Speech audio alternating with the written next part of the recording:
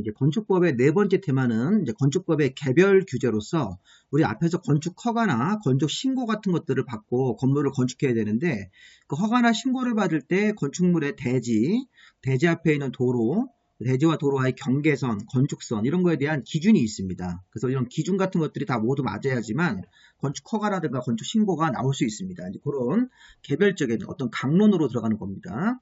자, 일단 여기 제목은 대지, 도로, 건축선 부분인데 자, 일단 시험 문제에서는 이 대지는 안전해야 되고 또 대지 면적이 200제곱미터 이상이면 조경을 해야 되고 또 일정한 대지에서는 사람들이 쉴 수 있게끔 휴식 공간인 공개 공지 같은 것 등을 설치해야 된다. 그래서 대지에 대해서 안전, 조경, 공개 공지를 먼저 설명을 드리고 또 건축법상 도로가 되기 위한 작용 요건을 배워야 됩니다. 그 앞에 건축물을 짓는 대지 앞에는 도로가 있어야 되고 도로의 기본 폭이 4m 이상은 돼야 됩니다.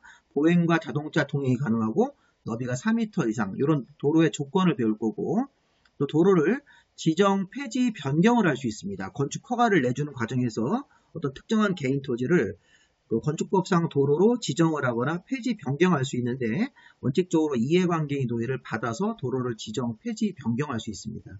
그 밖에 대지와 도로와의 관계, 건축선의 지정, 건축선에 따른 건축 제한, 건축선 관련 규정, 대지와 도로 관련 규정 이런 것들을 한번 쭉 보도록 하겠습니다. 자, 이 부분도 시험 문제에서 한 문제가 나올 수 있는 범위고 작년도에도 출제가 되었었죠.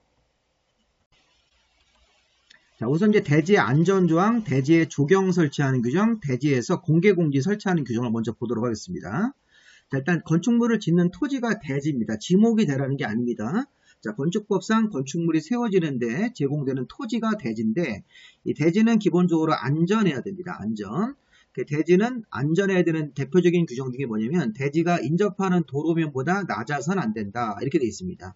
자, 우리가 이제 항상 이 대지는 인접하는 도로면보다 높은 게 원칙이고 낮으면 저지되기 때문에 건축을 못합니다. 원칙적으로. 자, 근데 다만 예외가 있죠.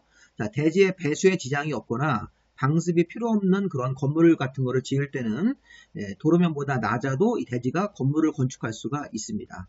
자, 문제는 뭐냐면 여기 보십시오. 약간 좀 흐린데 자, 인접하는 도로면이 여기고 이 도로면보다 낮은 이런 대지일 때는 원칙적으로 건축이 불가합니다. 아까 좀 전에 대지는 인접하는 도로면보다 높아야 됩니다. 이런 식으로 이렇게 높게 대지 형성되어야 되는데 낮은 대지에서는 원칙적으로 파란색 원칙의 위반이기 때문에 건축을 못하지만 다만 예외가 있어서 대지가 인접하는 도로면보다 낮더라도 대지의 배수에 지장이 없게끔 배수 펌프를 달거나 방습이 필요 없는 그런 건물을 지을 때는 낮아도 건축할 수가 있다. 이렇게 해석하시면 되겠습니다.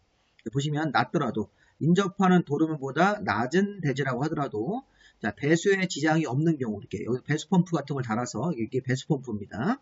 물을 이렇게 비가 왔을 때 빗물이 흘러오면 보이지 않게끔 배수 펌프로 물을 빼내거나 아니면 방습이 필요 없는 그런 형태의 건물 같은 걸 지을 때는 낮아도 건축할 수가 있다. 이렇게 봐야 되겠죠.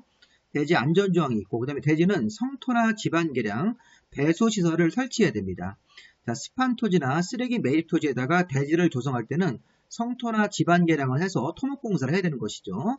쓰레기 매립지는 침하가 생기기 때문에 이 성토나 지반 계량 같은 걸 해서 단단하게 다진 다음에 건축물을 건축해야 되는 건데 구체적인 기술적인 측면은 우리가 몰라도 되는 부분이고 자, 대지에 빗물이라든가 오수 같은 것들이 잘 배출될 수 있게끔 하수관이라든가 하수구, 저수탱크 이런 배수시설을 설치해야 된다. 이것도 맞는 지문으로 시험 문제가 나올 수 있으니까 그대로 보시면 되겠습니다. 만약에 시험 문제에서 말도 안 되게 대지에는 하수관 같은 것들을 설치해서는 안 된다. 그건 말도 안 되는 겁니다. 그런 식의 어떤 틀리게 할 수는 없으니까 대지에는 이렇게 쓰레기 매립지에다가 대지를 만들 때는 성토나 지방 계량을 해야 되고 대지에는 빗물이라든가 오수가 잘 배출될 수 있게끔 하수관, 하수구, 저수탱크 같은 이런 배수시설을 의무적으로 설치를 해야 됩니다. 의무 규정입니다. 다음은 이제 옹벽 의무 설치 규정이 있는데 이것도 중요합니다. 대지가 어떤 손괴 우려가 있는 토지에다가 대지를 만들었을 때는 옹벽 등을 설치할 의무가 있다.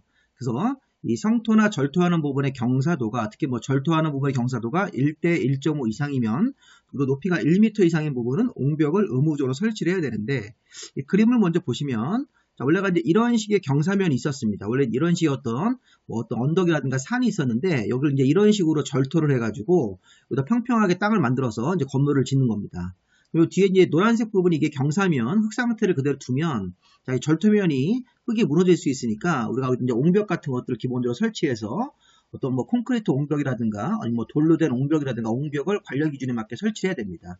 그래서 이런 식의 어떤 산이라든가 언덕에 있는데 여기 이렇게 절토해가지고 건물 같은 거 여기다 지었을 때 대지를 만들어서 이 경사면 자체가 무너지지 않게끔 이 건물이 위험하지 않게끔 옹벽을 요 노란색 부분에다가 설치해줘야 되는데, 자, 일단 옹벽 설치를 할 때 기본적으로 이렇게 조건이 있습니다.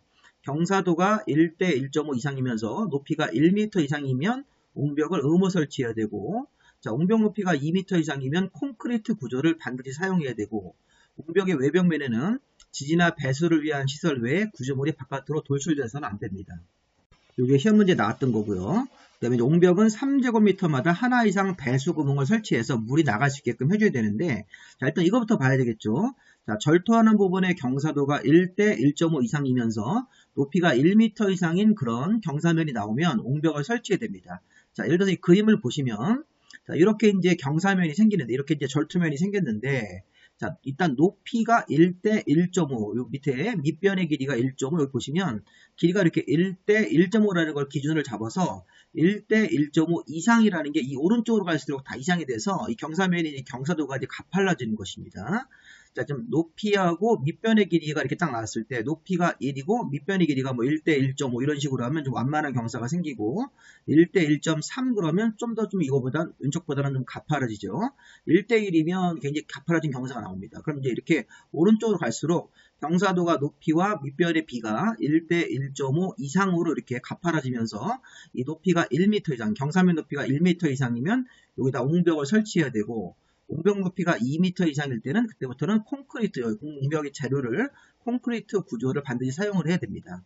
그리고 아까 보시면 옹벽의 외벽면에는 지지나 배수를 위한 시설은 바깥으로 튀어나올 수 있고, 그 외의 구조물이 바깥으로 돌출돼서는 안 됩니다. 자, 지금 옹벽의 외벽면에는, 요 노란색 옹벽의 외벽면에는 배수구, 옹벽을 지지하는 말뚝 같은 것들이 들어가서 바깥으로 튀어나올 수는 있지만, 자, 배수나 지지하는 말뚝 같은 거 외의 구조물은 바깥으로 돌출이 금지입니다. 시험 문제 이거 이제 어떻게 되겠습니까? 옹벽의 외벽면에는 자, 배수나 지지를 위한 시설이 바깥으로 돌출될 수 있습니까? 없습니까? 이건 있는 겁니다. 그리고 외의 구조물이 바깥으로 돌출돼서는 금지입니다. 금지.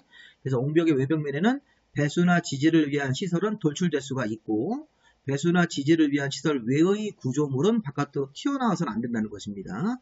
옹벽은 이렇게 3제곱미터당 1개 이상씩 배수구를 설치해야 됩니다. 그래서 옹벽의 외벽면에 이렇게 3제곱미터라는 이렇게 범위를 잘라서 배수구가 하나 이상씩 들어가야 됩니다. 그래서 우리 옹벽은 기본적으로 경사도가 1대 1.5 이상이면서, 자, 경사면의 높이가 1m 이상이면 옹벽을 설치해야 되고, 그리고 옹벽 높이가 2m 이상이 나오면 콘크리트 구조를 사용을 해야 됩니다. 옹벽의 외벽면에는 배수나 지지를 위한 시설 외의 구조물이 바깥으로 돌출될 수는 없고, 이걸 반대로 해석하면 지지나 배수를 위한 시설은 돌출될 수가 있다는 것입니다. 자, 옹벽은 3제곱미터마다 하나 이상 배수 구멍을 설치해야 된다. 이렇게 해서 옹벽 관련 규정들을 잘 보시고요. 자, 그 다음에 우리가 이제 대지에 조경 설치하는 규정, 작년도 이제 시험 문제가 나왔던 파트입니다. 자, 일단은 대지를 조성을 하고, 이 대지 면적이 200제곱미터 이상이면, 자, 연면적이 아닙니다. 건물의 실내 그 면적이 합계인 연면적이 아니라 대지 면적으로 200제곱미터 이상 대지에다가 건축을 하는 건축주는 조례가 정하는 기준에 따라서 조경 등의 어떤 조치를 해야 된다. 이게 조경을 해야 된다는 것입니다. 대지 면적이 200제곱미터 이상이면 건축주가 그 대지에다가 조경을 해야 됩니다. 자, 옥상 조경이든 건물 바깥의 조경이든 조경을 해야 되는데, 문제는 이 조경을 하지 아니할 수 있는 건물들이 우리 법에 쭉 나열되어 있습니다. 자, 이게 이제 시험 문제 작년도 나왔고요. 한 문제짜리로. 자, 지금 녹지 지역 안에, 도시 지역이라도 녹지 지역이면 주변에 나무들이 많이 있으니까 조경할 필요가 없다는 겁니다. 녹지 지역, 그 다음에 자연환경 보전 지역, 농림 지역, 관리 지역이라고 되어 있네요. 자, 이거 비도시 지역이죠. 자, 도시 지역이라도 주변에 나무들이 많이 있는 녹지 지역 같은데, 또 우리가 도시지역 바깥에 자연환경 보전 지역, 농림 지역, 관리 지역 같은 데서는 대지 면적이 200제곱미터 이상 되더라도 적용할 필요가 없습니다. 다만 관리 지역이나 농림 지역, 자연환경 보전 지역이 지구 단위 계획 구역으로 지정되어서 조만간에 개발 사업이 이루어지면 그때는 또 제외입니다. 이때는 또 조경을 해야 됩니다. 이것 그냥 참고로 보시고, 자, 녹지 지역, 자연환경, 농림 관리 지역에서는 주변에 나무들이 많이 있으니까 조경할 필요가 없다는 것입니다. 자, 문제는 이제 디귿번하고 리을번인데, 자, 디귿, 리을은 공장입니다. 공장하고 물류시설, 물류창고 같은 겁니다. 자, 대지 면적 5천 미만의 공장, 자, 산업단지 안의 공장은 사이즈는 없고요. 자, 연면적가 1500 미만의 공장. 자, 건물에 우리가 실내 연면적으로 따져가지고 연면적의 합이 1500 미만의 공장. 대지 면적 5000제곱미터 미만의 공장은 조경 같은 것들을 면제시켜 주는 겁니다. 그래서 좀 전에는 대지가 200제곱미터 이상에다가 건물을 졌을 때는 조경을 의무적으로 해야 되는데, 근데 대지가 200제곱미터 이상이라 하더라도 공장일 때는 문제가 있다. 공장하고 여기 보시면 뭐 물류설 같은 게 있는데, 대지 면적 5000 미만의 공장 같은 거 졌을 때는 대지가 5000 미만 정도까지는 조경 면제고, 산업단지는 대지 면적 따지지 않고 조경 면제고, 또 공장의 연면적의 합으로, 자, 공장이 이렇게 한 동짜리가 있을 때 뭐 1동, 자, 그거 보시면 공장이 이렇게 한 동이 있는데 뭐 1층, 2층짜리 공장이다. 그러면 1층이 700, 2층도 700 그러면 합치면 연면적에 뭐 1400 정도가 나오는 그런, 자, 연면적이 합이면 이렇게 두 동이 있을 때는 두 동을 합하는 개념으로 가는 겁니다. 자, 어쨌든 공장 같은 것들은 실내 연면적의 합으로 1500 미만도 조경 면제입니다. 자, 문제는 물류시설도 1500 미만. 자, 공장의 연면적의 합이랑 면적 사이즈가 같네요. 자, 지금 보시면 연면적의 합계가 1500 미만의 공장은 조경 면제.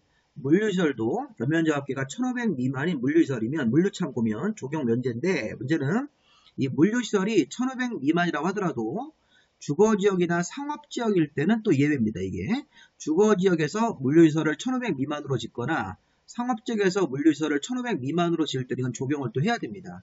자, 서울에 우리 강남역 같은 데가, 이게 강남역에 우리 무슨 뭐 대형 의류 매장이 있고, 그 대형 의류 매장 뒤에 물류시설 같은 창고가 있습니다. 그때는 상업지역이기 때문에 이런 물류창고가 상업지역이나 주거지역 같은 데서는 1500 미만이라고 하더라도 조경을 해야 되는 건물이 됩니다. 이게 작년도 시험 문제입니다. 자, 그 밖에 이제 가설 건물이라든가 축사는 조경할 필요가 없죠. 그 다음에 연본이 많이 함유되어 있는 대지, 또 관광시설 같은 거라든가 종합 휴양업이죠. 골프장. 자, 우리 골프장은 어차피 조경이 되어 있는 일종의 운동설이기 때문에 이런 건 조경할 필요가 없는 겁니다. 자, 가설 건물, 축사, 관광설, 골프장 이런 거는 대지 면적이 200 이상이라 하더라도 조경할 필요가 없습니다. 중요한 거는 공장, 대지 5000 미만, 연면적의 합으로 1500 미만의 공장, 물류도 연면적을 그대로 데리고 와서 1500 미만의 물류면 조경 면제인데, 다만 주거나 상업지역은 사람들이 많이 모이는 지역이기 때문에 물류를 1500 미만이라고 하더라도 조경 면제에서 제외가 되고 조경을 해야 되는 건물이 되는 겁니다.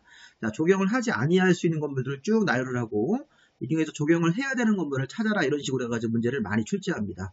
조경 규정 굉장히 중요합니다. 자, 대지가 200제곱미터 이상이면 건축주가 조경을 해야 되는데, 그 다음에 조경을 하지 아니할 수 있는 건물들을 잘 보시면서 이 디귿번하고 리을번을 잘 보시기 바랍니다. 자, 공개공지. 자, 우리 건물을 짓고 우리 공개공지는 이런 게 공개공지입니다. 건물 세우고 이 건물 바깥에다가 이렇게 공개공지라는 사람들이 모여서 휴식할 수 있는 공간을 만들어준다. 이 공개공지에는 담장 같은 거 쌓으면 안 됩니다. 출입에 지장이 있게끔. 또 물건 같은 것도 이렇게 쌓으면 안 됩니다.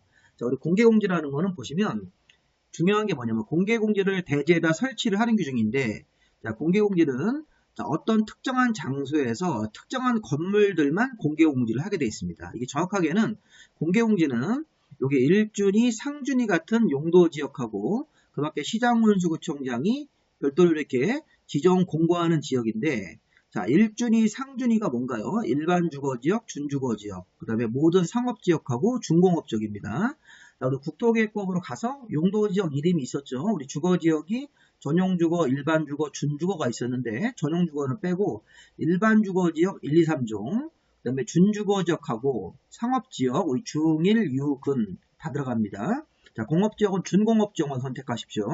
자, 일준위, 상준위 같은 땅, 그 밖에 시군구청장이 도시화 가능성이 크다고 인정해서 별도로 지정 공고하는 지역이면 공개공지를 의무적으로 설치하는 지역이다. 35회 때 리을번 부분이 또 시험 문제로 한번 나온 적이 있습니다. 시군구청장이 별도로 도시화 가능성이 크다고 인정하는 지역도 공개공지 설치 지역이다. 근데 중요한 건 우리가 27회 때라든가 34회 때 일준위, 상준위 같은 땅, 시군구청장이 별도로 지정 공고하는 구역이면 공개공지를 의무적으로 설치해야 되는 지역인데, 자, 공개공지는 이렇게 건물을 짓고 이 건물 바깥에다가 이렇게 공개공지라는 걸 만들어 주고 올 수도 있고, 건물 안에다 설치하면 공개공간이 되는 겁니다.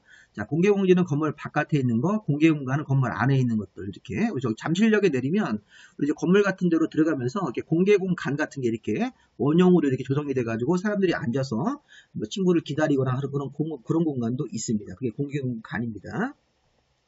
자, 어쨌든 간에 우리가 공개공지를 일준위, 상준위 같은 지역에서 하는데, 공개공지는 또 이렇게 이 6가지 건물에 대해서만 합니다. 바닥면적 합계가 5,000제곱미터 이상. 그러니까 우리가 작은 건물, 규모가 작은. 자, 바닥면적이 합계면 연면적으로 해석할 수 있겠죠. 자, 바닥면적 합계가 5,000제곱미터 이상의 다음에 6가지 건물이 공개공지 등을 의무적으로 설치를 해야 한다. 이렇게.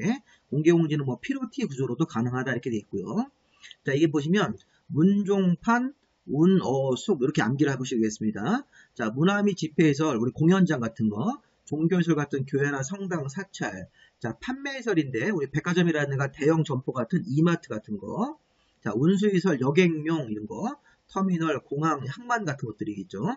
업무용 빌딩, 자, 우리 서울에 이제 강남역에 삼성 건물 같은 거, 삼성 본관 건물 앞에 공개공지라는 게 조성이 되어 있습니다.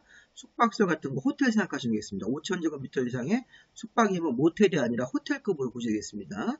자, 지금 문종판, 운어숙, 자, 이렇게 공개공지 설치 대상이다. 이렇게 우리가 한번 생각을 해보십시오. 다만, 이 판매시설 중에서 농산물시설 같은 경우, 농산물시장이면 우리 가락동 농산물시장 이런 거기 때문에 농산물 유통시설은 공개공지 대상에서 제외가 되어 있습니다. 자, 정리를 해보면, 자, 공개공지 등의 설치 대상은 일준위, 상준위, 그 밖에 시군구청장이 별도로 지정 공고하는 지역에서 이렇게 공개공지 설치 지역이고, 설치 대상 건축물은 자, 5,000제곱미터 이상의 다음에 6종류의 건물이 공개공지 설치 대상이다. 이렇게. 그래서 문종판, 운어숙, 운의숙이 아닙니다. 운의숙이라고 암기했던 거는 우리 예전에 배웠던 다중이용 건축물이고, 자, 문종판, 운수, 업무, 숙박이니까 운어숙. 다만 판매 중에서 농산물, 유통시설은 제외한다. 설치 대상이 아닙니다. 만약에 시험 문제에서 이렇게 낼 수 있어요. 자, 만약에 시험 문제에서 여기 준주거 지역에서 바닥 면적의 합계가 4,000제곱미터로 문화 및 집회시설을 설치한다 그러면 공개공지 의무가 아닙니다. 5,000 이상이 돼야 되기 때문에. 아니면 뭐 일반 주거 지역에서 3종 일반 주거 지역에서 5,000제곱미터 이상으로 자, 판매시설 중에서 농산물 유통시설을 설치한다 그러면 공개공지 의무 대상은 아닙니다. 이것도 제외라고 되어 있으니까 이런 식으로 해가지고 사이즈를 바꾸든지 해당되는 이 건물 6종류를 기억하시면서 공개공지는 어떤 지역에서 어떤 건물에 해당되면 이 두 가지가 모두 맞으면 공개공지 의무 대상이 됩니다. 그래서 암기하실 때 일준위, 상준위 이렇게 일준위, 상준위가 남자 쌍둥이 형제라고 외우시면 되겠습니다. 일준위라는 남자애하고 상준이라는 남자애가 있다. 일준위, 상준위. 자, 이런 지역에서 6종류의 건물이 공개공지 설치 대상이다. 문종판, 운어숙. 문종판 씨가 남자고 운어숙 씨가 여자분인데 둘이 부부고 그 부부의 아들이 일준이, 상준이다. 이렇게 한번 암기를. 옛날에 저는 이제 그런 식으로 해봤는데 문종판, 운어숙 씨가 둘이 부부고 자, 부부가 쌍둥이 아들이 있는데 일준이, 상준이다. 이렇게 5,000제곱미터 이상의 문종판, 운어숙 이렇게 한번 정리해 보시기 바랍니다. 공개공지는 대지 면적의 100분의 10 이하 범위 안에서 이 조례로 설치 면적을 정합니다. 최대 공개공지는 자기 대지 면적의 10%까지 조례가 정해가지고 공개공지를 설치할 수 있고, 자, 이 경우 우리가 이제 조경 면적 같은 것들을 먼저 해놓으면 이거 공개공지 면적으로 인정받을 수 있습니다. 이 경우 조경 면적과 문화유산, 문화재 같은 것들을 자, 보존하기 위해서 이렇게 빈 땅으로 둔 것도 공개공지 면적으로 인정받을 수 있습니다. 자, 공개공지 등을 설치할 때는 공개공지에다가 긴 의자라든가 조경 같은 시설 같은 것들을 설치를 해줘야 된다. 이렇게 한번 보시면 되겠고요. 자, 그 다음 우리 공개공지를 설치하는 경우에는 용적률과 건물의 높이 제한을 1.2배 범위 안에서 완화 가능하다. 24회 때 이걸 1.5배로 바꿨습니다. 자, 공개공지를 설치하면 자기 대지의 10% 정도를 빈 땅으로 만들고 여기다 이렇게 아까처럼 조경도 해야 되고 빈 땅으로 두기 때문에 건물을 이렇게 좀 더 크게 줄 수 있다가 이 공개공지 때문에 건물 사이즈가 좀 작아지니까 용적률을 높여주는 겁니다. 용적률과 건물의 높이 제한을 1.2배 범위 안에서 완화시켜 줄 수 있습니다. 1.2배 범위 안에서 1.5배 그러시면 안 되고 건폐율은 완화되지 않습니다.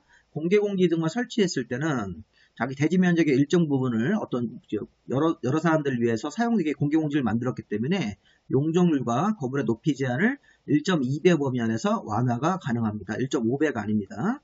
자, 공개공지에서는 연간 60일 정도 이내에서 주민들을 위한 문화행사나 판촉 행사를 할 수 있다. 작년도 시험 문제였었고요. 자, 근데 공개공지에서는 다음에 어떤 행위를 해서는 안 됩니다. 자, 공개공지를 다른 용도로 막 점유해서 영업을 하거나 공개공지에다가 물건을 쌓아두거나 공개공지에 출입을 못하게끔 울타리나 담장을 써가지고 또는 출입구를 폐쇄해서 공개공지로 출입을 차단하는 행위를 했을 때는 안 됩니다. 이렇게. 만약에 우리가 이제 삼성 본관 건물에 공개공지를 이렇게 좀 이용하려고 앉아서 휴식을 하려고 그러는데 공개공지에다가 이렇게 담장을 써가지고 못 들어오게 하나 이러면 이건 위법사항으로 볼 수 있습니다. 자, 그 다음에 우리가 이제 대지에 대해서 마무리가 됐고요. 자, 건축법상 도로에 대한 설명으로 가보겠습니다. 건축법상 도로. 자, 우리 건축법상 도로는, 자, 대지 앞에 있는 도로. 자, 이 그림을 먼저 보겠습니다. 이게 건축법상 도로는 너비가 4m 이상이 나와야 되고, 요런 모양의 대지도 있고, 요런 모양 대지도 있고, 또 이렇게 큰 대지도 있으니까, 자, 이렇게 항상 도로가 이 대지 앞에 있는 도로를 말하는 겁니다. 기본적으로 4m 이상이 나와야 되고 사람과 자동차가 둘 다 통행할 수 있어야 됩니다. 항상 우리 건축법상 도로는 보도하고 차도하고 인도가 있으면 둘 다 합쳐가지고 보도, 인도하고 차도를 두 개 합쳐서 너비가 4m 이상이 나오는 게 건축법상 도로의 기본 자격입니다. 한번 보시면 자, 건축법상 도로 정의가 도로의 자격입니다. 자, 우리 대지 앞에 있는 도로는 보행과 자동차 통행이 둘 다 가능하면서 너비가 4m 이상인 다음의 도로나 예정 도로를 우리 건축법상 도로로 인정을 합니다. 자, 보시면 자, 도로법이나 사도법이나 국토계획법에 따라서 신설 고시가 된 도로는 일종의 공도라고 합니다. 공도. 자, 그 다음에 건축허가나 건축 신고를 할 때 특정 개인 토지를 시도지사나 시군구청장이 건축법상 도로로 사용하겠다 위치를 정하면 일종의 사도 개념으로 건축법상 도로로 인정할 수가 있다는 것입니다. 자, 시험 문제에서 이거 보십시오. 이렇게 나왔습니다. 건축법상 도로는 이렇게 1번이나 2번 둘 다 건축법상 도로로 인정을 해서 그 도로 옆에다가 대지를 조성을 해가지고 건물 지을 수 있게 해주게끔 이 도로의 범위를 좀 넓게 인정하는 겁니다. 자, 시험 문제를 이렇게 냈었어요. 자, 보행과 자동차 통행이 가능하고 너비가 4m 이상인 자, 도로법으로 신설 고시가 된 도로만 건축법상 도로가 될 수 있다. 이렇게 하면 틀린 겁니다. 자, 도로법이든 사도법이든 국토계획법이든 관련 법에 따라서 자, 신설 고시가 된 도로는 공도로서 건축법상 도로가 되는 거고 또 개인사자를 써서 건축허가나 건축신고하고 건물을 짓는데 이 공도하고 연결되는 사도 개념이라는 게 있습니다. 사도. 자, 시도의사나 신구청장의 특정 개인 땅을 건축법상 도로로 사용하자고 위치를 지정 공고한 경우는 사도 개념으로 건축법상 도로가 될 수 있습니다. 여기 4m 이상이 나오고 보행과 자동차 통행이 둘 다 가능하면 사도는 이제 그림 보시면 이렇게 이게 이제 공도입니다. 이렇게 회색으로 표현된 공도가 있고 이런 식의 사도 여기 보시면 사도가 있습니다. 사도 이렇게. 자, 원래 이게 이제 논이라든가 밭 같은 농지였었는데 여기다 이제 우리 건축물을 이렇게 건축하면 이 건축물에서 사람들이나 자동차가 이렇게 바깥으로 나가야 되는데 별도의 도로가 없으니까 특정 개인 토지를 이렇게 사도로 만든 겁니다. 자, 이때 우리가 시군구청장이 위치를 정한다. 이렇게 이거 건축법상 도로로 사용하자고 위치를 정하면 일종의 사도 개념으로 인정되는데 자, 이런 것들도 건축법상 도로가 될 수 있습니까? 될 수 있습니다. 4m 이상이 나오고 보행과 자동차 통행이 가능하면 공도든 사도 개념이든 간에 건축법상 도로로 인정을 해서 이 대지에다 건물을 지을 수 있게 해주겠다는 것입니다. 이게 없으면 이게 맹지가 됩니다. 맹지 상태에서는 이 공도로 못 나가기 때문에 이 원래는 논밭 이럴 수도 있고 또 어떤 옛날부터 이렇게 사용할 수 있던 자, 현실상의 도로일 수도 있겠지만 어쨌든 중요한 건 이겁니다. 자, 이렇게 지금 건축허가나 건축 신고를 하는 경우에 여기서 이 건물에 대해서 건축허가 같은 걸 받을 때 이 땅을 건축법상 도로로 사용하자고 이렇게 위치를 정해야 됩니다. 시군구청장이 위치를 정했을 때 이게 건축법상 도로 자격을 부여받는 겁니다. 이렇게 위치를 인정받지 않고 그냥 현실상의 도로일 때는 이게 안 될 수 있습니다. 경우에 따라서는 정확하게 표현해서 우리가 보행과 자동차 통행이 가능하고 너비가 4m 이상의 상태를 유지하면서 이렇게 공도 개념의 도로도 있고 건축허가나 건축 신고할 때 행정관청이 위치를 지정 공고를 하면 건축법상 도로가 될 수 있습니다. 이렇게 위치를 지정을 하면 이게 이제 행정관청의 장부에다 기재가 됩니다. 이게. 자, 다음. 자, 도로의 이제 너비. 자, 좀 전에 우리가 기본적으로 건축법상 도로 너비는 4m 이상이 나오는 게 원칙인데, 자, 다음의 경우에도 건축법상 도로로 인정을 하겠다. 자, 이게 4m 이상이 안 되고 기준이 3m 이상으로 바뀌어도 건축법상 도로가 되는 경우가 있고, 또 막다른 도로 같은 경우는 이렇게 2m나든가 3m, 6m 이상으로 도로의 기준 너비가 바뀐다는 것입니다. 자, 다시 한번. 자, 도로 소요 너비는 아까 우리 배웠듯이 건축법상 도로 소요 너비는 4m 이상이 나와야 된다. 아까 그림에 있었죠. 이 도로가 건축법상 도로는 4m 이상 폭이 나와야 되는데, 그런데 다음의 경우에도 건축법상 도로를 인정하겠다. 도로 기준폭이 예외적으로 바뀝니다. 자, 허가권자가 지형적 조건으로 차량 통행을 위한 도로 설치가 곤란하다고 인정하는 구간. 자, 그게 바로 뭐냐면 이런 겁니다. 이런 거. 자, 건물 같은 경우가 이렇게 계단식, 이것도 일종의 도로가 될 수 있습니다. 자, 이런 식으로 차량 통행이 불가능하고 사람들만 이렇게 걸어 올라갈 수 있고 내려갈 수 있는 이런 형태의 도로일 때는 너비가 3m 이상만 되어도 건축법상 도로가 되어서 이 도로에다가 이렇게 접해가지고 이 건물 같은 걸 지을 수 있는 대지를 조성할 수 있다는 겁니다. 이런 식으로 해가지고. 이것도 하나의 도로로 볼 수 있다는 것입니다.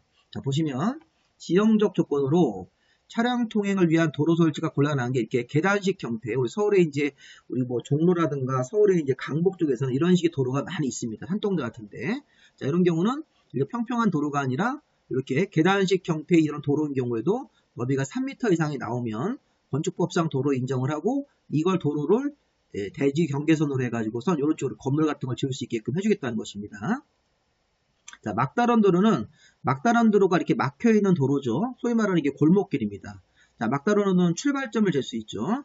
출발점으로부터 이게 막혀 있는 여기까지가 막다른 도로의 길이가 자, 10m 미만이면 자, 도로폭이 2m 이상으로 기준이 바뀌고 막다른 도로의 길이가 10m 이상 35m 미만일 때는 3m 이상으로 도로폭의 기준이 바뀌고 막다른 도로 길이가 35m 이상으로 길게 나올 때는 이 도로 폭이 6m 이상으로 아까 4m보다 더 강화되는 경우도 있다는 것입니다. 이렇게 6m 이상으로. 아까 도로의 기준 너비가 4m 이상이 원칙인데 3m 이상을 적용하는 경우도 있다. 아까 차량 통행이 곤란하다고 허가권자가 인정하는 구간일 때.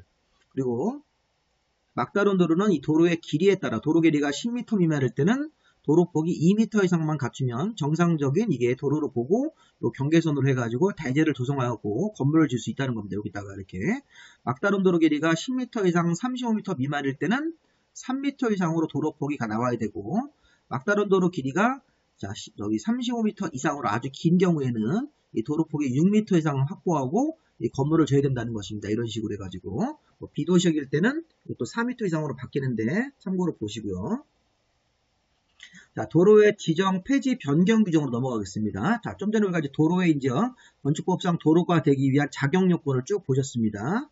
자, 근데 도로를 지정 폐지 변경하는 게 아까 우리 허가권자가 도로 위치를 지정하고 또는 폐지 변경을 할 수 있습니다. 건축 허가를 하시는 경우에. 자, 허가권자가 건축 허가를 내주는 경우에 도로의 위치를 지정 또는 폐지 변경 같은 걸 할 수 있는데 도로 위치 같은 것들을 지정 공고할 때는 자, 주변 토지 소유자 같은 사람들의 이해관계인자의 동의를 받아야 됩니다.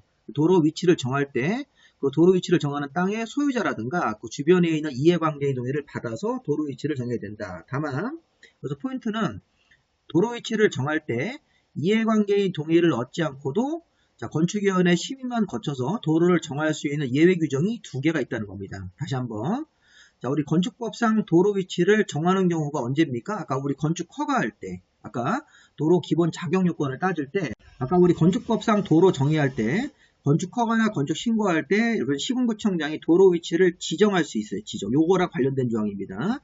지정한 이런 사도 개념도 건축법상 도로로 인정이 된다. 요 조건이 맞으면. 그러면 다시 돌아와서 허가권자가 도로 위치를 지정할 때는 이해관계인 동의를 받아야 되는데 이해관계인 동의를 받지 않고도 도로 위치를 정하는 경우가 있습니다. 건축위원회 심의를 대신 거쳐서 이해관계인 동의를 얻지 않고도 건축위원회 심의만 거치면 도로를 정할 수 있는 경우가 있는데 대표적으로 뭐냐면 이해관계인이 해외에 거주해서 동의를 받기가 곤란하다고 허가권자가 인정하는 건물 이렇게 도로 위치를 정하려고 했는데 그 도로 위치를 정하려고 하는 땅의 소유자가 해외에 거주하고 있는 경우도 있어요. 외국인이 우리나라 땅을 가지고 있는 경우도 있으니까 그럴 때는 이해관계인의 동의를 받기가 어렵다고 인정이 되면 그때 이해관계인 동의 얻지 않고도 정할 수 있고 또 주민이 오랫동안 통행로로 사용하고 있었던 사실 땅의 통로입니다. 자, 토지 소유자가 오랫동안 이거 묵인을 한 땅입니다. 자, 토지 소유자가 자기 땅을 주민들이 오랫동안 통행로로 쓰고 있었습니다. 땅 주인이 그걸 묵인을 하고 있는 걸 그런 형태의 토지를 자 지금 정식으로 건축법상 도로 위치로 정하려고 할 때는 이해관계의 동의를 받지 않고도 정할 수가 있습니다. 자, 이런 경우는 사실은 이제 실무적으로는 조례를 또 찾아봐야 되는데 이 조례가 정하는 요건은 그냥 참고로 보시고 자, 주민들이 오랫동안 통행로로 사용하고 있었던 땅을 정식으로 도로 위치로 정하려고 할 때는 이해관계인 동의를 받지 않고도 정하는 경우가 있다는 것입니다. 왜냐하면 주민들이 오랫동안 사용하고 있었고 토지 소유자도 그런 것들을 이제 묵시적으로 인정하고 있는 상태이기 때문에 그런 것들은 이해관계인 동의를 얻지 않고도 도로를 정하는 그런 예외가 이런 조례 쪽을 찾아보시면 나옵니다. 자, 중요한 거는 자, 도로 위치를 지정할 때는 이해관계인 동의를 받아서 하는 게 원칙인데 파란색 원칙. 자, 그런데 자, 이해관계인 동의를 얻지 않고도 도로를 정할 수 있는 경우가 두 가지가 있네요. 이해관계인이 해외에 거주하고 있다든가 주민들이 오랫동안 통행로로 사용하고 있었던 자, 이런 사실상의 통로를 정식으로 도로 위치를 정할 때는 이해관계인 동의를 받지 않는 예외가 있습니다. 자, 문제는 뭐냐면 도로를 폐지하거나 변경할 때도 이해관계인 동의를 받으셔야 돼요. 자, 도로를 폐지하거나 변경할 때도 이해관계인 동의를 받아야 되는데 자, 폐지 변경할 때는 이해관계인이 해외에 거주하고 있다고 해서 동의를 안 받고 폐지한다고 그러시면 틀립니다. 자, 폐지 변경할 때는 동의를 안 받는 예외 규정이 없습니다. 항상 도로를 지정할 때는 이해관계인 동의를 받지 않고도 정할 수 있는 예외가 이렇게 두 개가 있는데 한번 지정된 도로를 폐지나 변경할 때는 반드시 이해관계인 동의를 받아서 폐지 변경을 해야 됩니다. 그래서 폐지 변경할 때는 이해관계인 동의를 받지 않고도 폐지할 수 있다 하시면 틀립니다. 이거 자, 시험 문제에서 도로를 지정된 도로를 폐지하거나 변경을 하는데 이해관계인이 해외에 거주하고 있어서 동의받기가 어렵다고 인정이 되면 자, 동의 안 받고도 폐지 변경할 수 있다 이렇게 하시면 그건 틀린 질문이 되는 것입니다. 그걸 잘 보십시오. 지정할 때는 동의 안 받는 예외가 있지만 폐지할 때는 예외 규정을 적용할 수가 없습니다. 자, 다음 대지와 도로와의 관계. 자, 이거 아까 우리 건축법상 대지는 도로의 2m 이상을 접해야 됩니다. 자, 원칙적으로 건물을 짓는 대지는 건축법상 도로의 2m 이상을 접해야 되는데 아까도 다시 한번 법제처에서 나온 요 그림을 보시면 자, 건축법상 도로가 이렇게 있고 너비가 4m 이상 나오는 거 보행과 자동차 통행이 가능하고 너비가 4m 이상의 도로가 있고 자, 도로 옆에 이렇게 대지들이 있네요. 요런 사다리꼴 모양 대지도 있고 자, 요런 식의 대지도 있는데 자, 대지가 기본적으로 요 접하는 요 길이입니다. 길이. 대지와 도로와의 관계는 건축법상 4m 이상 도로에 2m 이상 폭으로 접하기 때문에 이렇게 1.5m만 접한다든가 이런 식으로 1.2m 이거는 건축물의 건축이 안 됩니다. 이거는 건축허가가 안 나옵니다. 대지와 도로와의 관계 위반이기 때문에 지금처럼 이렇게 2.4m 이상 충분히 접했을 때는 이 폭이 2.4m 이상으로 접했을 때는 건축법상 대지와 도로와의 관계가 나와서 건축물을 건축할 수 있는 그런 조건을 통과한다는 것입니다. 이런 식으로 이제 보는 것 중에 그림이 좀 과장됐긴 했지만 자, 다시 돌아오시면 자, 건축물을 짓는 대지는 건축법상 도로에 2m 이상을 접해야 된다. 다만 연면적의 합계가 2,000 이상의 큰 건물을 짓는 대지 공장일 때는 3,000 이럴 때는 6m 이상 도로에 4m 이상을 접해야 됩니다. 이게 강화가 돼가지고 자, 이 그림 보시면 요 회색의 대지 모양 좀 보십시오. 이렇게 자, A대지가 있고 A대지 옆으로 이렇게 조그맣게 약간 통로시로 되어 있고 뒤에가 넓은 이런 형태의 대지도 요 건물을 이렇게 지을 때 자, 요 대지가 기본적으로 건축법상 도로에 4m 이상 폭 도로에 이 접하는 요 길이가 최소한 2m 이상 접도 길이가 나와야 됩니다. 다만 이 건물 자체가 큰 건물일 때, 좀 전에 보시면 연면적의 합계가 2000제곱미터 이상의 큰 건물을 지을 때는 6m 이상 폭 도로에 4m 이상을 접해야 되겠죠. 만약에 이 건물 자체가 연면적의 합으로 2000제곱미터 이상의 큰 건물을 지을 때는 6m 이상 폭 도로에 접하는 길이가 4가 돼야 됩니다. 4. 자, 그런데 원칙적으로는 4m 이상 폭도로에 2m 이상을 접하는 게 대지와 도로와의 관계입니다. 그리고 이제 아까 이 대지는 도로에 2m 이상을 접해야 되는데 자, 만약에 이 대지에 건축하는 건물의 연면적의 합이 2000제곱미터 이상의 대형 건물일 때는 6m 이상의 폭 도로에 4m 이상을 접하는데 6하고 4의 위치를 바꾸는 게 시험 문제입니다. 그런 식으로 낼 수도 있고 공장 같은 경우는 3000제곱미터 이상부터 6m 이상 폭 도로에 4m 이상으로 접해야 되는 것이죠. 이런 식으로 이제 문제를 바꿀 수 있습니다. 자, 그 다음에 자, 이번에는 아예 배제하는 규정이 있습니다. 자, 기본적으로 대지가 도로에 2m 이상을 접해야 되는데 아예 접하지 않아 해도 되는 경우도 있습니다. 다음의 경우는 그러하지 않다. 건축물의 출입에 지장이 없는 경우 자, 건축물 주변에 허가권자가 인정하는 광장이나 공원 같은 건축이 금지되고 통행에 지장이 없는 공지가 있을 때 이렇게 공지 같은 게 있을 때 농막 같은 걸 지을 때는 자, 2m 이상 접하지 않아도 되는 것입니다. 출입에 지장이 없다고 인정되는 경우 건축물 주변에 광장, 공원, 예를 들어서 이 그림에서 이 주변에 큰 공원 같은 거라든가 광장이 있어가지고 이쪽으로 출입이 가능하다 그러면 2m 이상 안 접하더라도 다른 출입할 수 있는 방법, 이 건축물 주변에 큰 공원이라든가 광장 같은 게 있어가지고 이 공원이나 광장을 통해서 출입이 가능하면 2m 이상 도로에 접하지 않아도 된다는 것입니다. 농막 같은 거 지을 때, 농막은 정식 건축물로 인정하지 않는 일종의 가설 건물이기 때문에 2m 이상 접하지 않아도 농막 같은 것들을 건축할 수가 있습니다. 그래서 대지와 도로와의 관계를 배제해가지고 이런 식으로 1번이라든가 2번 같은 거, 3번 같은 경우는 대지와 도로와의 관계를 배제해서 건축물을 건축할 수도 있습니다. 대지는 도로에 2m 이상을 접해야 된다. 이 도로는 기본적으로 폭이 4m 이상 도로겠죠. 접하는 길이는 2m 이상을 접해야 되는데 이 규정이 강화되는 경우도 있습니다. 자, 건물 사이즈가 연면적이 합으로 2000 이상 큰 대형 건물일 때는 6m 이상 폭도로에 4m 이상으로 길이로 접해야 된다. 그리고 이 대지와 도로와 관계가 아예 배제되는 경우도 있겠죠. 출입에 지장이 없다고 인정되는 경우, 그다음에 허가권자가 이 건물 주변에 허가권자가 인정하는 광장, 공원, 유원지 같은 건축이 금지된 공지 같은 게 있을 때, 그리고 농막 같은 걸 지을 때는 2m 이상 접하지 않아도 건축할 수가 있습니다. 자, 마지막으로 이 건축선 개념. 자, 우리 건축선은 기본적으로 이 대지하고 도로하고 이 경계선을 수직으로 쭉 연장을 해서 이걸 건축선으로 잡습니다. 자, 이건 위에서 본 그림이고 옆에서 본 그림이 인면도 형태인데, 자, 위에서 보는 평면도 형태일 때는 자, 건축법상 도로가 이렇게 있어요. 보행과 자동차 통행이 가능하고 너비가 4m 이상 도로가 있고, 자, 양옆으로 이렇게 대지가 있을 때는 대지하고 도로하고 이 경계선, 대지하고 도로하고 경계선이 건축선입니다.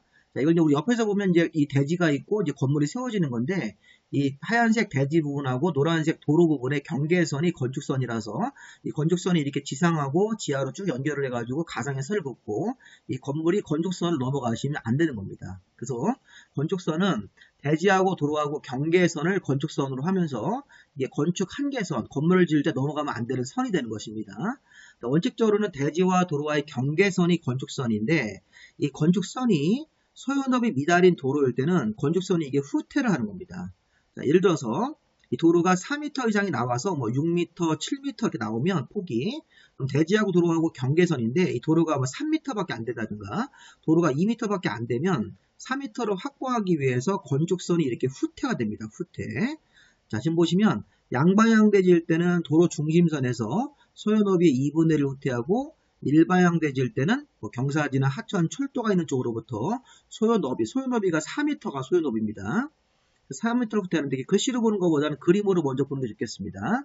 자, 보시면 이 그림에서 자, 일단 딱 보니까 가운데 이렇게 도로가 이렇게 있는데 도로 폭이 지금 2m밖에 안 나옵니다.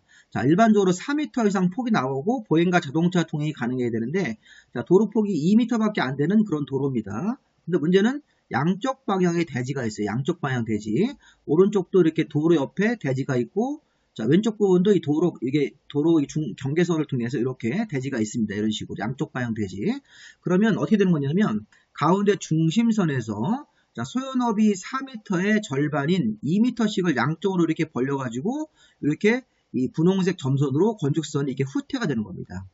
자, 만약에 도로가 정상적으로 4m 이상이 나오면 도로와 대지와의 경계선이 건축선인데, 자, 지금 같은 경우는 도로 폭이 2m밖에 안 나옵니다.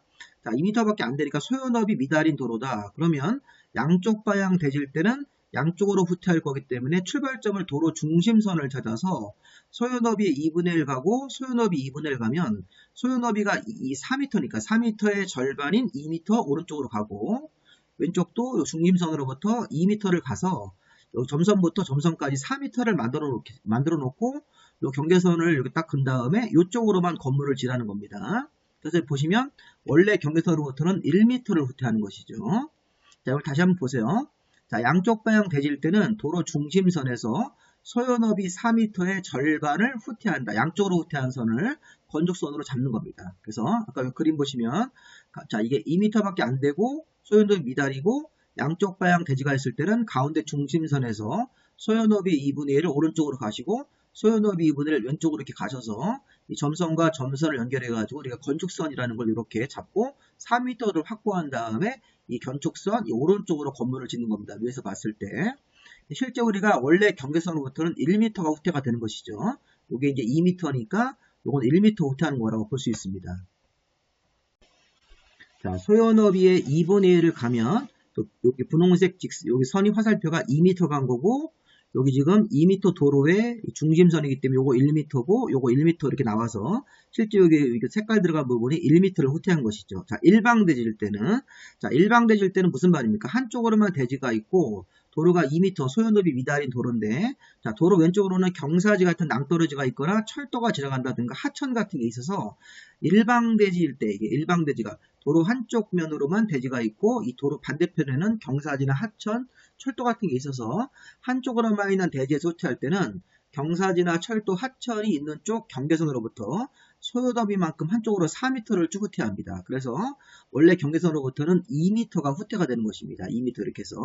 중요한 포인트는 뭐냐면 자, 건축선이라는 게 원래가 자, 원칙적으로는 자, 도로가 4m 이상 충분히 나오면 대지하고 도로하고의 경계선이 건축선인데 자, 소요너비 미달인 도로다. 아까처럼 2m 도로일 때 양쪽 방향 대지, 일방향 대지일 때는 도로 중심선에서 소요너비 2분의 1을 양쪽으로 후퇴한 선을 건축선으로 잡는 경우도 있고 우리 일방 대지일 때는 경사지나 하천, 철도 같은 게 있을 테니까 경사지나 하천, 철도 같은 게 있을 때는 경사지, 하천, 철도가 있는 쪽 도로 경계선으로부터 출발해가지고선 4m를 한쪽으로 쭉 가가지고 소요너비만큼 4m를 가서 건축선을 긋고 원래의 경계선으로부터는 여기 원래 대지하고 도로 경계선으로부터는 2m가 후퇴가 되는 것입니다. 자, 중요한 건 이렇게 양방향 대지, 일방향 대지 후퇴했을 때 이 대지 면적을 한번 구해볼까요? 대지 면적을. 자, 중요한 건 대지 면적이 요 가로 길이가 20m, 세로 길이가 10m. 약간 비율이 안 맞지만 그렇게 가정을 하겠습니다. 원래 이 사람이 가지고 있는 대지 면적은 200제곱미터인데 소요너비 미달로 인해서 이렇게 후퇴가 됐을 때 자, 이 후퇴한 여기 색깔 들어간 부분이 1m니까 자, 1m하고 여기 10m 이렇게 해서 이 부분 면적을 빼는 겁니다. 자, 지금 대지 면적 계산할 때 이렇게 200제곱미터 20 곱하기 10해서 20 곱하기 10 해가지고 직사각형 대지 면적에서 1m 후퇴한 부분 1m 곱하기 10, 1m 곱하기 10을 해가지고 여기를 대지 면적을 빼고 계산하기 때문에 건축주한테 불리한 겁니다. 건축주가 건폐율 용적률 계산할 때 이 분모 대지 면적을 190밖에 못 잡는 겁니다.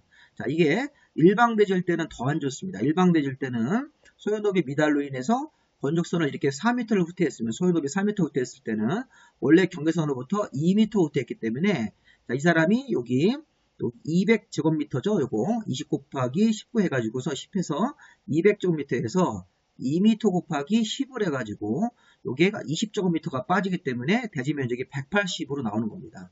그래서 이게 일방 대지가 대지 면적이 훨씬 더 안 좋게 나오는 겁니다. 건축주가 이거 180이 나중에 건폐율 공식의 분모 대지 면적 180으로 들어가는 거기 때문에 이게 굉장히 안 좋은 거라고 볼 수 있습니다.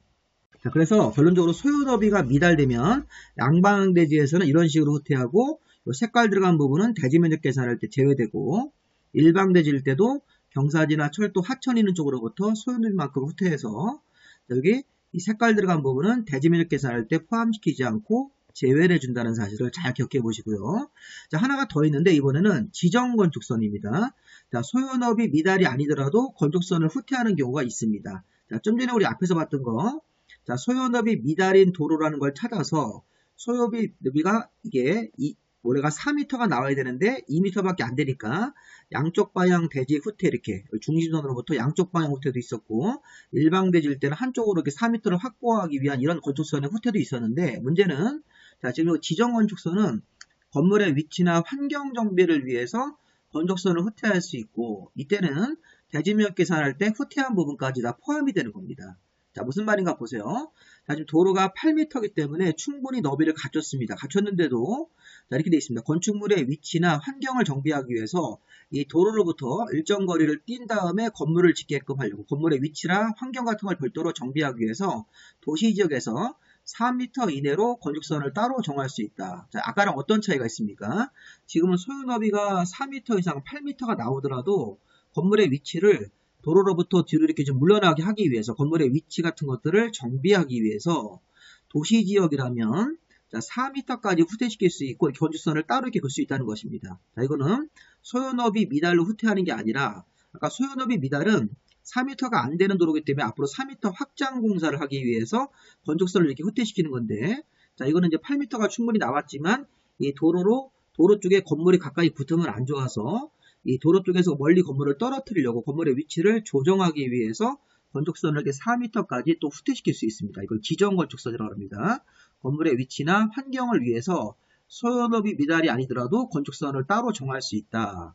4m까지 후퇴시킬 수 있습니다. 이렇게. 그럼 이때는 대지 면적 계산할 때 이 후퇴한 이 부분까지 다 포함해가지고 20 곱하기 10해서 200제곱미터로 대지 면적이 그대로 나오는 겁니다. 우리가 건물의 위치나 환경을 정비하기 위해서 4m 이내로 건축선을 후퇴시킬 수 있다. 그러면 건축선이 거지더라도 이 후퇴한 부분이 원래 경계면으로부터 건축선 후퇴한 부분도 대지 면적 계산할 때 모두 다 포함해가지고 계산한다는 사실을 잘 보시기 바랍니다. 그다음 우리 마지막으로 이 건축선의 후퇴에서 가각전제 개념으로 후퇴되는 경우가 있습니다. 이게 우리가 이제 모퉁이 대지에서 건축선의 후퇴라고 하는데, 자, 우리 모퉁이 대지라는 것은 이 그림을 먼저 보십시오. 자, 여기 세로가 6m짜리 도로가 있고, 자, 가로가 7m짜리 도로가 이렇게 교차합니다. 교차를 하면서 이렇게 대지가 형성이 됩니다. 그럼 대지가 형성되면서 이 두 개의 도로가 교차하면서 모퉁이가 생기고, 모퉁이 교차각이 80도, 100도가 형성되면서 이 대지가 이렇게 만들어집니다. 그럼 우리가 이제 차량들이나 사람이 이렇게 우회전할 때 이 80도는 돌기가 어렵고 100도도 이렇게 우회전하기가 어렵고 시야도 확보가 안 되니까 이 건축선을 이렇게 후퇴하는 겁니다. 자, 이 모퉁이의 꼭지점으로부터 4m를 후퇴하고 4m를 이렇게 가서 이렇게 흰선을 그어가지고 이 삼각형 모양은 차량들이 이렇게 우회전할 수 있게 도로를 만들기 위해서 이 삼각형 모양으로 후퇴합니다. 이거 가각전제라고 해서 이 삼각형의 가각전제된 부분으로 건축선을 이렇게 그어가지고 좀 후퇴시킬 수 있습니다. 이렇게. 자, 이 경우는 이제 3m씩 후퇴하게 되어 있습니다. 자, 이렇게 하는 이유가 뭐냐면 차량들이나 사람들이 이렇게 우회전하면서 시야 확보도 하고 우회전하기가 완만하게끔 각을 만들어주는 것이죠. 6m짜리, 7m짜리 도로에서. 그럼 우리가 지금 이제 이런 식으로 제가 이렇게 4m를 후퇴했고, 자, 3m를 후퇴했는데 이게 이제 왜 이렇게 후퇴되는 건지 한번 보십시오. 자, 먼저 우리가 보시면 이 모퉁이 대지에서 건축선을 후퇴하는 가각전제 형태의 후퇴의 경우가 있는데, 우선 도로의 폭이 4m 이상 8m 미만 도로 두 개가 교차를 해야 됩니다. 자, 일단 여기 보시면 건축선에서 이 법을 적용할 때 아까 그림에서 6m짜리 도로고 7m짜리 노란색 폭이 도로기 때문에 자, 도로 폭 자체가 6m, 7m는 범위가 4m 이상 8m 미만에 속하죠. 그 두 개의 도로가 교차했을 때 모퉁이가 형성됩니다. 그 모퉁이에 위치한 대지의 건축선은 교차점이 여기입니다. 여기서부터 뭐 3m를 양쪽으로 이렇게 후퇴해서 선을 긋는 경우도 있고 4m를 긋는 경우도 있는데, 자, 제가 임의로 정한 게 아니라 이 각도하고 이 도로의 폭에 따라서 이 표를 해석하면 이제 4m라든가 3m를 이제 우리가 찾을 수 있습니다. 자, 그 후퇴한 두 점을 연결한 선. 그래서 보시면 90도 미만일 때는 여기를 읽는 거고, 자, 고차각이 90도 이상 120도 미만일 때는 이쪽 부분을 읽는 겁니다. 자, 그럼 읽을 때 한번 보십시오. 여기 이제 자, 도로 폭이 나오는데 이건 각이고, 자, 도로 폭이 이렇게 나오는 단위, 이렇게 좌우로 나오는 단위는 가로도로라고 생각하시면 되겠고, 자, 위아래로 나와 있는 이 도로의 단위는 세로도로라고 생각하시면 되겠습니다. 아까 우리 저 가로도로가 7m짜리 도로고 세로도로가 6m였기 때문에 7m짜리 도로의 이제 그 단위를 찾아보겠습니다. 자, 보시면 90도 미만 80도짜리는 이 80도가 90도 미만이니까 우선 이제 우리가 4m를 이렇게 찾는 겁니다. 왜 그런지를 보시면 90도 미만에서 자, 가로도로가 7m니까 6m 이상 8m 미만, 4m 이상 6m 미만 중에서 7m면 여기에 속하겠죠. 요 아래줄을 쭉 있습니다. 4하고 3m 중에 하나는 거고, 자, 세로도로는 아까 우리 6m짜리 분홍색 도로는 자, 6m 이상 8m 미만, 4m 이상 6m 미만인데, 자, 6m 이상에 6m가 들어가기 때문에 이 줄을 읽어서 4m를 찾았네요. 찾아서 아까 교차점으로부터 여기서부터 4m를 쭉 이렇게 가고 요 선과 요 점과 점을 찍어서 선을 연결해 가지고 건축선이 만들어지고, 이런 식으로 삼각형 모양의 가각전제 부분이 잘려 나가면서 나중에 이제 대지 면적 계산할 때 요 삼각형 부분도 제외되는 것입니다. 자, 여기 110도 부분도 6m짜리 도로하고 7m짜리가 교차하기 때문에 110도의 경우에도 아까 여기를 찾아가지고 100도인 경우에도 90도 이상 120도 미만에 100도가 들어가기 때문에, 자, 일단 여기 가로도로가 7m니까 이쪽에 속하는 거고, 이렇게 세로도로가 6m니까 여기에 속해가지고 3m를 찾은 겁니다. 3m를 찾아서 이 3m를 교차점으로부터 양쪽으로 이렇게 벌리면서 이동이 되는 것입니다. 이렇게 3m를 교차점으로부터 후퇴해서 건축선이 거지고 삼각형 모양으로 이제 이렇게 잘리면서 이 부분이 대지 면적에서 제외되고 여기 건축선이 이렇게 거지는 겁니다. 이런 식으로. 자, 문제는 이제 이게 시험 문제가 나올 때 이게 90도로 나올 수 있습니다. 90도로. 자, 90도로 나와서 여기 삼각형 모양 이 부분을 빼고 대지 면적을 계산한다. 이런 식으로 해가지고 대지 면적이 얼마냐 이렇게 해서 우리 중개사 시험에서는 안 나왔지만 다른 시험에서는 출제가 되었습니다. 자, 90도면요. 아까 우리 각도에서 90도가 여기 90도 이상이 여기 해당되겠죠? 자, 도로폭이 7m짜리 도로고 6m짜리 도로니까 요 3m를 후퇴해서 90도 여기 교차로부터 3m 후퇴하고 3m 후퇴해서 요렇게 선을 긋고 자, 여기가 지금 대지 면적이 원래가 전체가 10m 곱하기 10m면 100제곱미터인데 자, 여기를 빼야 되겠죠? 삼각형 모양을 빼야 됩니다. 90도니까 이제 일반각이니까 우리 이거 밑변의 길이 곱하기 높이 곱하기 2분의 1 하면 삼각형 면적이 4.5이죠. 4.5. 그래서 100제곱미터에서 4.5를 빼고 나머지 여기가 대지 면적으로 산입이 되는 겁니다. 모퉁이에 대해서 이런 모양 하나 좀 기억해 주시기 바랍니다. 자, 그다음 이제 건축선에 따른 건축 제한, 건축선이 원칙적인 건축선이든 아니면 후퇴한 건축선이든 이 건축선을 넘어가면 안 되는 겁니다. 그래서 보시면 건축물 담장은 건축선의 수직면을 넘어가면 안 된다. 지표 아래 부분은 넘어갈 수 있다는 것입니다. 또 도로면에서부터 4.5m 이하 부분은 출입문 창문을 개폐 시에도 건축선의 수직면을 넘는 구조로 해서는 안 된다. 그림으로 한번 볼까요? 자, 지금 보시면 자, 여기가 지금 대지고, 검은색 줄 거진 부분이 대지고, 이 분홍색 부분이 도로입니다. 그럼 도로하고 대지하고 경계선으로부터 약간 건축선이 후퇴했네요. 이렇게 약간 후퇴했습니다. 그러면 후퇴한 건축선이 이렇게 지상과 지하로 쭉 연장을 해서 자, 건축물 담장이 건축선의 수직면을 넘어갈 수 없다. 그런데 지표면 아래 부분은 약간 넘어갈 수 있습니다. 도로를 침범하지 않는 범위 안에서 건축선의 수직면을 지표 아래 부분은 넘어가도 괜찮다는 겁니다. 자, 지상 부분은 무조건 건축선을 넘어가시면 안 됩니다. 지상 부분의 건축물이 자, 건축선의 수직면을 넘어가면 안 됩니다. 자, 그리고 도로면으로부터 4.5m 이하 부분은 자, 건축물의 출입문을 열고 닫았을 때도 이 건축선이 넘어가지 않아야 됩니다.